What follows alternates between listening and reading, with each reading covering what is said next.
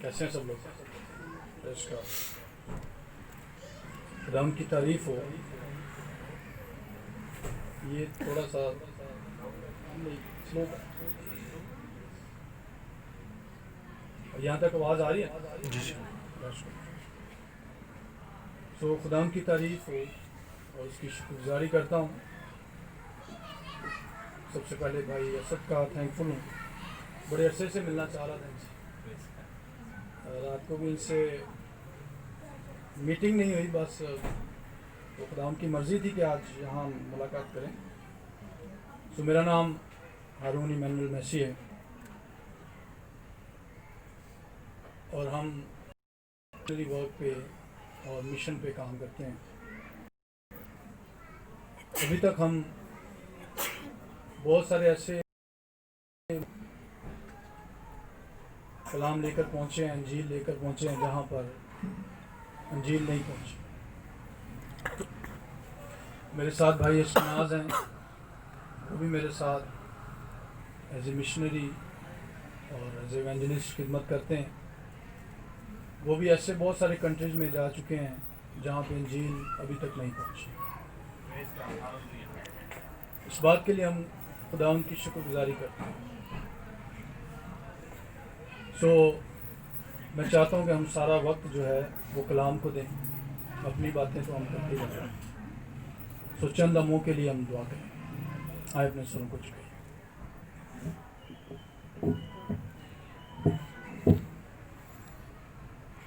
कहेंगे, खुदाउन मेरे कानों को मसक,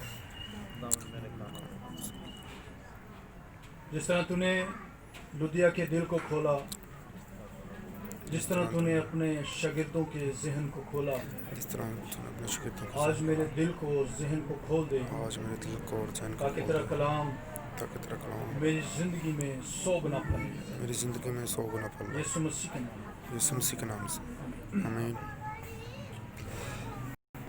किसके पास मोबाइल बाइबल नहीं, ये बाइबल नहीं, याद रखिए, ज़्यादा स्लो नहीं होगा। ओके, तो ये बाइबल ये है, ठीक है। अगर आप ये यूज़ करते हैं तो काइंडली जब चर्च जाएं, इस तरह की इवेंजलिस्टिक मीटिंग पे आते हैं, so please use this Bible. ठीक। चंद बातें करना चाहूँगा इससे पहले कि हम कलाम की तरफ जाएं। अजीज़ो, वी आर ऑल मिशनरीज। हम सब क्या हैं? मसीह के एलची, मसीह के मिशनरीज। हमें एक ही खिदमत सौंपी गई है और वो है, बस तुम जाके सब कौमों को शागिर्द बनाओ। शागिर्द बनने के लिए, बनाने के लिए ज़रूरी है कि पहले हम खुद शागिर्द बने, और उसके लिए ज़रूरी ये है कि हम पहले वो चीज़ें देखें जिसके लिए शागिर्द बनना और बनाना ज़्यादा ज़रूरी है। और जिन इश्यूज़ पे आज मैं बात करूँगा इन 35 मिनट्स में, सबसे बड़ा इशू जो है वो हमारी हर्डल्स हैं, हमारी कॉम्प्लेक्सेस हैं, जो हमें आगे निकलने से, आगे बढ़ने से रोकते हैं। और इंग्लिश में उसको हम कहते हैं इन्फीरियरिटी कॉम्प्लेक्स, एहसास कमतरी। मैं ऐसा हूँ, मैं वैसा हूँ, मैं नहीं कर सकता, मेरे से नहीं होता, मैं कलाम नहीं सुना सकता, मैं प्रस्तिश नहीं कर सकता, मैं दुआ नहीं कर सकता, मैं दूसरे शहरों में, इलाकों में, मुल्कों में नहीं जा सकता। आज हम उन इश्यूज़ पे बात करेंगे और सीखेंगे कि खुदा ने कैसे ऑर्डिनरी लोगों को एक्स्ट्रा ऑर्डिनरी बना दिया। हालेलुया। वो लोग जो अपने आप को ठुकराए हुए, कुचले हुए, रिजेक्ट किए हुए समझते थे, खुदा ने उन्हीं को चुन लिया और उनको, ऑर्डिनरी लोगों को, मामूली लोगों को गैर मामूली बनाकर गैर मामूली तरीके से इस्तेमाल किया। कुछ करैक्टर्स हैं उनके ऊपर हम बात करेंगे। मैं कोशिश करूंगा कि थोड़े वक्त में हम ज़्यादा बात कर सकें। मेरे साथ एक हवाला निकालिएगा, खरूज की किताब, उसका 4था बाब और उसकी 10वीं आयत। बाइबल मुकद्दस लेके आया करें और हवाला ज़रूर निकाला करें। खरूज 4था बाब उसकी 10वीं आयत हम पढ़ेंगे। लिखा है, तब मूसा ने खुदावन से कहा, ए खुदावन, मैं फसीह नहीं, ना तो पहले ही था और ना जब से तूने अपने बंदे से कलाम किया, बल्कि रुक रुक कर बोलता हूँ और मेरी जुबान कुंद है। दोस्तों, भाइयों, बहनों, सबसे बड़ा इशू जो हमें फेस करना पड़ता है या हम खुद फेस करते हैं, अपने आप से बना लेते हैं कि आई कांट स्पीक, मैं एक्सप्लेन नहीं कर सकता, मैं बोल नहीं सकता, मेरी जुबान फसी नहीं, मुझे बयान करना नहीं आता, मैं कलाम नहीं सुना सकता। ये लेम एक्सक्यूज देके सबसे पहले किसने पेश किया है? मूसा ने। खुदावंद उसको कह रहा है कि तू जा, मेरी कौम को छुड़वा, और मूसा बहाने तलाश कर रहा है, नहीं मैंने नहीं जाना, क्योंकि मुझे तो बोलना ही नहीं आता। फिरौन पढ़ा लिखा शख्स है, दानिशमंद है, तो मैं क्या हूं? मुझे तो बोलना भी सही तरह नहीं आता, मैं तो उससे बात नहीं कर सकता। मूसा जो है अपने जवाब, अपने बहाने खुदा के सामने पेश कर, बट खुदा ने उसको क्या कहा? 11वीं आयत पढ़ेंगे। खुदावन ने उससे कहा, आदमी का मुंह किसने बनाया? आदमी का मुंह किसने बनाया? नए अदनामा में आ जाएं, यीशु मसीह ने कहा, बोलने वाले तुम नहीं होगे, बल्कि तुम्हारे बाप का रूह होगा जो तुम में बोले। अजीजों, ये लेम एक्सक्यूजेज हैं जो हम पेश करते हैं।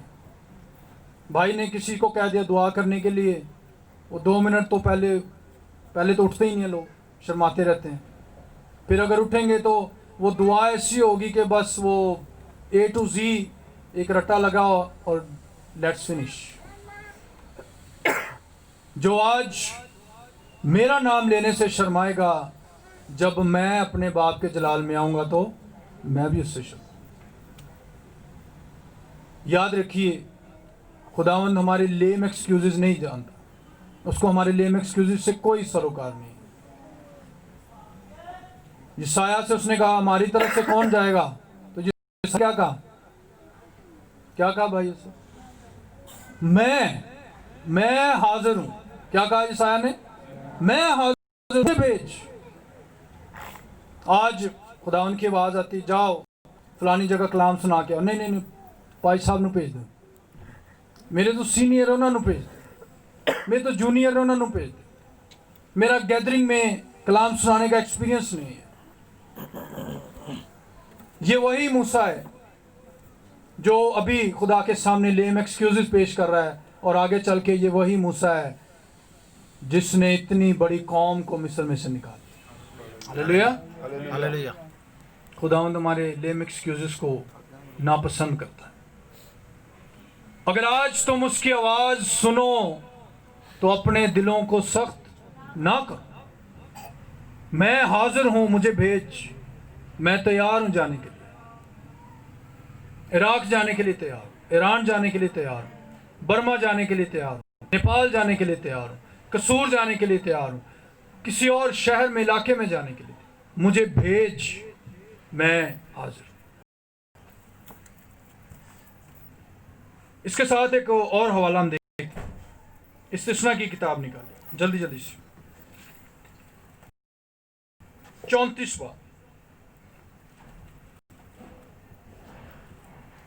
इस्तिस्ना 34 बाब और उसकी 10वीं आयत पढ़ेंगे।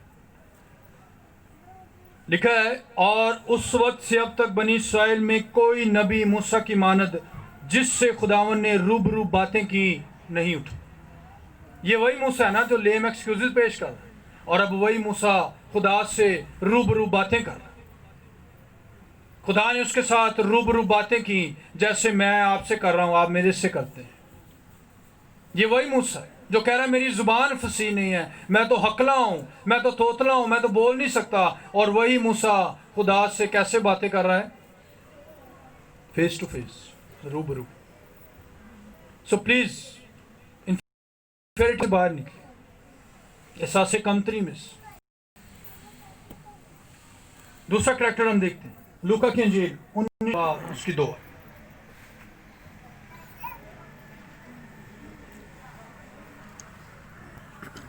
लूका की इंजील 19:2।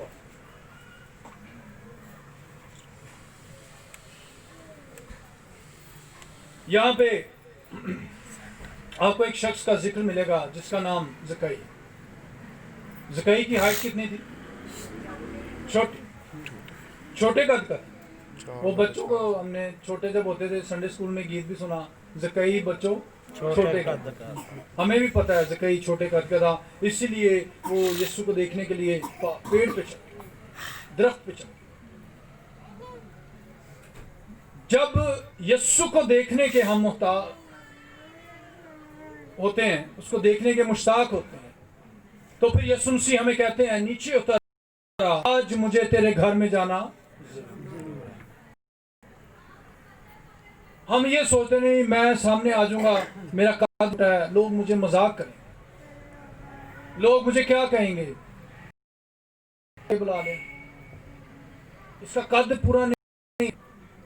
तो ये कॉम्प्लेक्स में हम अक्सर ये बातें मैंने देखी हैं अपने मिनिस्ट्री के अपने सफर के दौरान, इस खिदमत के दौरान।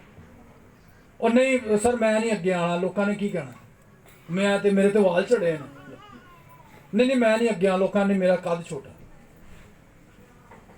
सो ज़कई वो शख्स है जिसका कद जो है वो छोटा। और यीशु मसीह ने उसके घर जाकर उसके साथ खाना खाया और उससे क्या कहा, आज इस घर में निजात है। अगर वो भी पीछे खड़ा रहता, नहीं मैं आगे नहीं जा, मेरा तो कद छोटा है, मैं उसको देखने के लिए दरख्त पे नहीं चढ़ सकता, तो क्या उसके घर में निजात आती? क्या उसने जो महसूल की रकम या गरीबों से लूट कसूट के जमा किया हुआ था, क्या वो उसका दुगना वापस करता? उसने दिया, क्योंकि उस दिन उसके घर में निजात।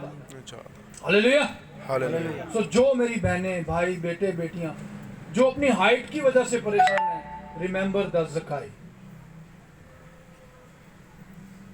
छोटा कद लेकिन उसके घर में निजात।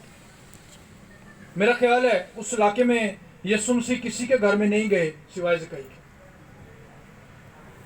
ठीक है, so please don't be hesitate, उसका नाम लेने से और उसका कलाम सुनाने से, उसकी खिदमत करने से शर्माए नहीं, हेजिटेट ना करें। जब वो आपको बुलाता है तो अपना हाथ खड़ा करें, खुदावंद मैं। आपने देखा होगा यहाँ स्कूल में जब उस्ताद किसी शागिर्द से अपनी क्लास से कहता है इस सवाल का जवाब किसको आता है, तो सारे हाथ तो नहीं खड़े होते ना। कितने हाथ खड़े होते हैं? चंद, एक या दो, क्योंकि वो शागिर्द कहते हैं खुदावंद मैं हाजिर हूं, मुझे जवाब आता है। आगे चलिए, अमाल की किताब 4 बाब उसकी 13वीं।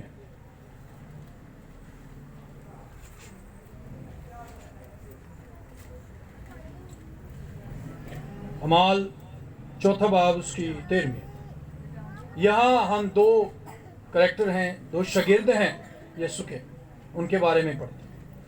जब उन्होंने पतरस और यूहन्ना की दिलेरी देखी और मालूम किया कि ये अनपढ़ और नवाकिफ आदमी। यीशु के 2 शागिर्द हैं, पतरस और यूहन्ना, दोनों ही अनपढ़ हैं और क्या हैं? नवाकिफ हैं, इल्म से नवाकिफ हैं, स्टडी से नवाकिफ हैं। लेकिन आगे देखें क्या लिखा है, तो ताज्जुब किया, फिर उन्हें पहचाना कि ये है तो अनपढ़ है। इन्हें कुछ नहीं पता, सेकुलर एजुकेशन नहीं है इनके पास, लेकिन ये रहे किसके साथ हैं? यीशु के साथ। आज भी बहुत सारे बेटे बेटियां हमारे पास आते हैं, वो यही सोचते हैं, नहीं सर असी तो पढ़ नहीं सकते, असी कि मैं खिदमत करांगे। जब यीशु आपके साथ है तो फिर ये देखें क्या लिखा है, उन लोगों ने ताज्जुब किया कि ये यीशु के साथ रहे। और यीशु मसीह कौन थे? जिनसे इल्म की नदियां निकलती। Hallelujah, hallelujah. यीशु मसीह के साथ शागिर्दों ने टाइम गुजारा है 3.5 साल। और यीशु मसीह वो हस्ती हैं जिन्होंने उनको 3.5 साल टीच किया। इसलिए लोगों ने उनको पहचाना कि ये यीशु के साथ रहे। ये कैसे अनपढ़ हो सकते हैं, ये कैसे लाइलम हो सकते हैं किस बात से? तो जब यीशु मसीह आपके साथ हैं, आपके पास सेकुलर एजुकेशन नहीं है, लेकिन आपके पास यीशु मसीह जरूर होने चाहिए। जिसके पास बेटा है उसके पास जिंदगी। हालेलुया। तो यीशु मसीह आपके पास होने चाहिए। राह, हक और जिंदगी मैं हूं, कोई मेरे वसीला के बगैर बाप के पास नहीं जा सकता। मेरे अजीजों, जब यीशु मसीह आपके पास हैं, आपके साथ हैं, तो शायद हमें दूसरी तालीम से ज़्यादा यीशु मसीह की जरूरत। अब ये ना कीजिएगा कि जो पढ़ रहे हैं वो पढ़ाई छोड़ दें। आज के दौर में मैं समझता हूँ एजुकेशन बहुत सारे चैलेंजेस हैं हमारे साथ। सो दोस्तों, भाइयों बहनों, पढ़ना अनपढ़ हैं और नावाकिफ हैं, लेकिन 3.5 साल किसके साथ रहे? उस्ताद आजम के साथ।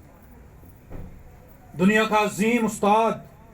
वो नहीं कहते थे मुझे उस्ताद को, लेकिन लोग आके उनको क्या कहते थे? आए नेक उस्ताद, आए रबी। को नहीं कहा मैं उस्ताद, लेकिन लोग उस्ताद, रबी, उस्ताद आजम। तो ये शागिर्द जो हैं ये यीशु मसीह के। और अगर ये शागिर्द भी शर्मा गए होते, घबरा गए होते, डर गए होते, तो आज एशिया में आप तक अंजील ना पहुंचती। शायद आपको पता है या नहीं, एक रसूल जो है वो एशिया में भी आए थे। क्या नाम था उनका? तोमा रसूल। तो अगर तोमा इधर ना आया होता तो आज हम तक अंजील ना पहुंची। वो भी कहता मैं तेन पढ़ा, मैं नहीं जाना। उसने हाथ खड़ा किया, बल्कि हाथ खड़ा नहीं किया, उन्हें तो यीशु दियां पसलियां च उंगली ला दी सी। मैं जिन्नी देर तक उन्होंने टच नहीं करांगा, मैं तो मनना ही नहीं। तो वही फिर शागिर्द हैं, सोना चांदी तो मेरे पास नहीं है, जो मेरे पास है वो तुझे दिए देता। Hallelujah, hallelujah. आगे चलिए। लास्ट, दुनिया की अजीम हस्ती यीशु मसीह। इसके ऊपर थोड़ा सा मैं टाइम लेना चाहूँगा। यूहन्ना की इंजील निकालिए, 6 बाब, उसकी 42वीं।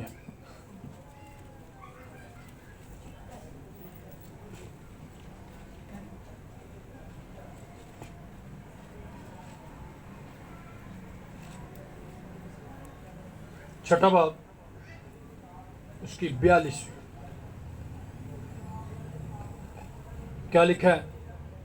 और उन्होंने कहा, क्या ये यूसुफ का बेटा यीशु नहीं, जिसके बाप और माँ को हम जानते हैं? अब ये क्यों कर कहता है कि मैं आसमान से उतरा हूं? The great missionary, great teacher Yeshu अल मसीह, आपके और मेरे खुदावन। हालेलुया। माइक बंद करो। सो दोस्तों, अब जो बातें मैं आपके साथ कर रहा हूं, मेरा ख्याल है उसके लिए माइक की जरूरत नहीं। यीशु मसीह ने जब 30 साल की उम्र में मुनादी करनी शुरू की, बहुत सारे बाइबल स्कॉलर जो हैं वो ये कहते हैं, जब यीशु मसीह निकलते होंगे रस्तों में, क्या उनको ताने सुनने नहीं पड़ते होंगे? यीशु मसीह की माँ मरियम जो है वो कुंवारी थी जब यीशु मसीह पैदा हुए। तो लोग क्या कहते होंगे उनके बारे में? क्या सोचते होंगे उनके बारे में? इसकी पैदाइश कैसे हुई? और यहां देखे लोग क्या कह रहे हैं, उन्होंने इसको एक्सेप्ट नहीं किया। ऐला यीशु, ऐ यीशु, ऐ जानने असी ऐ कौन है? यूसुफ दा बेटा। और जानने आ रही वो नुक्कर ते दुकान है तरखान दी, मेज कुर्सियां बनांदा, ਅਸੀਂ ਉਹਨੂੰ ਜਾਣਦੇ ਆ ਇਹ ਕਿਵੇਂ ਖੁਦਾ ਦਾ ਬੇਟਾ। in other sense or in other words, शायद कभी यीशु मसीह को ये भी सुनना पड़ा हो, ਇਹਦੀ ਤੇ ਮਾਂ ਬਦਕਾਰ ਸੀ, ਇਹ ਕਿਵੇਂ खुदा ਦਾ बेटा हो। आज दावे कर रहे हैं और देखे लोग उसको टीज कर रहे हैं। आपने पढ़ा ना अभी, उन्होंने कहा क्या ये यूसुफ का बेटा यीशु नहीं? एक और वाला देखिए, मत्ती 13वां बाब उसकी 56, मत्ती की इंजील 13वां बाब उसकी 56।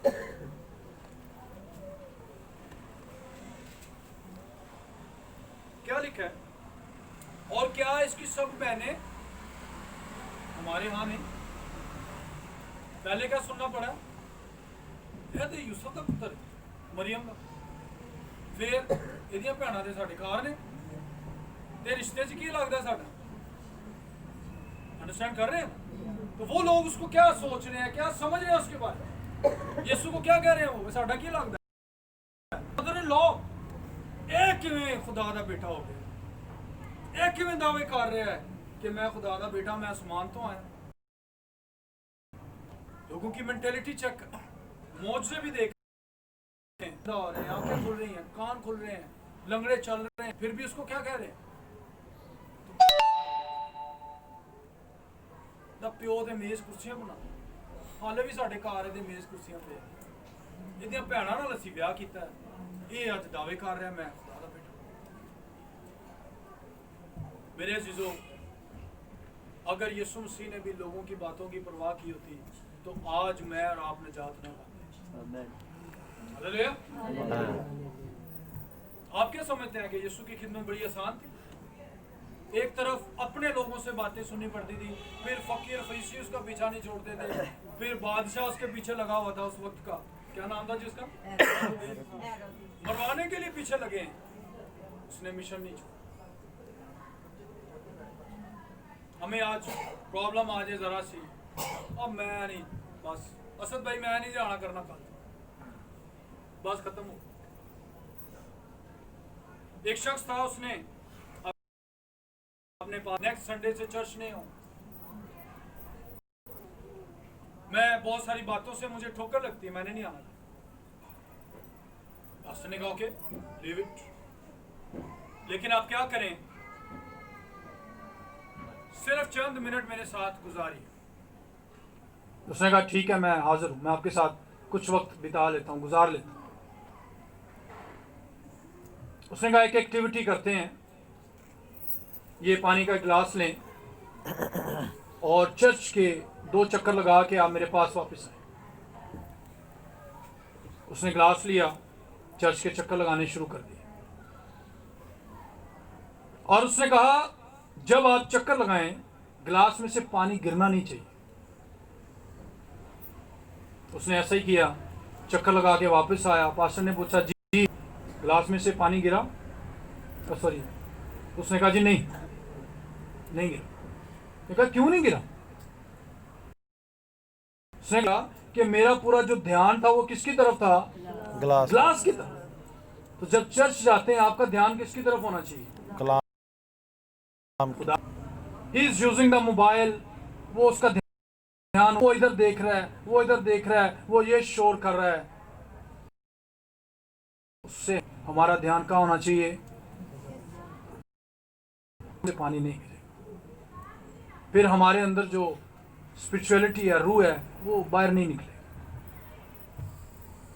सो मेरे अजीजों, आज शाम जो मैं बात आपके साथ शेयर करना चाह रहा हूँ, आपको समझाना चाह रहा हूँ, वी आर ऑल मिशनरीज। जरूरी नहीं कि आप कहीं बाहर जाके मिशनरी बन सकते हैं, आप अपने घर के अंदर भी मिशनरी हैं। ये जो 2 बच्चे अभी प्रस्तुत कर रहे थे, ये एक मिशनरी घराने के का ही काम है जो ऐसा कर सकता है, वरना हम अपने आज बच्चों गाना सुना जड़ा नवा है, डांस करके वहाँ बच्चे भी शुरू हो जाते हैं फटाफट। कभी हमने बच्चों से ये कहा दुआएं बानी सुनाए, इनको संडे स्कूल भेजना है, हमने इनको कलाम सुनाए। जब आप मिशनरी, आपके बच्चे भी मिशनरीज हो। और याद रखिएगा, किसी मिशन पर नहीं थे, खुद मिशन थे। हालेलुया। यीशु मसीह का नाम ही मिशन है। आज भी लोग दूसरे ममालिक में क्यों अशकनाज भाई जब यीशु का नाम सुनते हैं तो उन्होंने टेंशन लग जाती है, इन्हों फड़ो भाई है ते काम खराब करना। वो बाइबल देखते हैं हमारे हाथों में तो कहा फड़ो इनू भाई ए ते काम खराब करना। क्यों? यीशु मसीह खुद मिशन थे, किसी मिशन पे नहीं थे, वो खुद एक मिशन।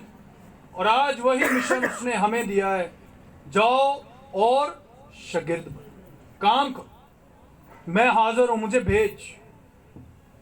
सो दोस्तों अजीजों, मैंने आपको बहुत सारी बातें ऐसी बताई हैं, ऐसे हैं जो ऑर्डिनरी थे, सिखाई है। यीशु के शागिर्द भी ऑर्डिनरी लोग, मछेरे मछलियां लोगों से टकराए हुए भेड़ बकरियां ने उन्हीं को पकड़ा और आगे उन लोगों को खड़ा किया और उन्हीं लोगों ने जाके पूरी दुनिया में आग लगा दी। हालेलुया। हालेलुया। एक आखिरी करैक्टर रह गया, वो मैं आपके साथ शेयर करता हूं। अमाल की किताब उसका 8वां बाब 27वीं।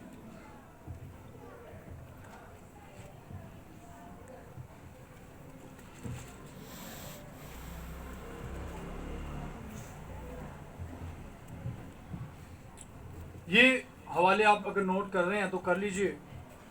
यहां आप एक ऐसा शख्स जो खोजा है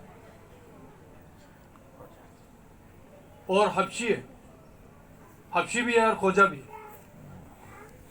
मुझे एक्सप्लेन करने की जरूरत नहीं है कि खोजा क्या होता है। अब ये जो शख्स है अमीर है, एक मलका के खजाने का वजीर है, मालिक है, लेकिन खोजा है, मैन है, उसका रंग काला है। एक शख्स के लिए एक ही शख्स को भेजा गया और वो कौन सा थी? फिलिप्पस। एक मिशनरी एक बंदे के लिए भेजा गया ताकि जाके उसको क्या करे? कलाम से। और जब इस एक मिशनरी ने इस एक बंदे को जाके कलाम सुनाया तो ये एक बंदा जब अपने मुल्क अफ्रीका में गया तो ये चुप नहीं बैठा, इसने वहां जाके ब्लैक पीपल हबशियों के अंदर जाके मुनादी की। बाद जो दूसरा शख्स अफ्रीका गया वो डेविड लिविंगस्टोन था और तीसरा शख्स जो अफ्रीका में गया वो बहुत मशहूर खुदा का खादम है रेनहार्ड बोंके, जिसने जाके अफ्रीका के अंदर मुनादी की। और अगर ये शख्स उस वक्त सोचता नहीं मैं तो हो जाऊं, मैं नहीं कर सकता, लोग ही मुझे कहेंगे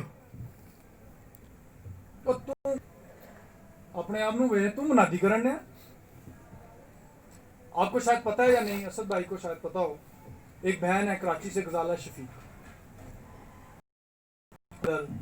जो थर्ड पर्सनैलिटी के लोग हैं उनका एक चर्च बनाया और वो उन लोगों के अंदर काम कर रहे हैं।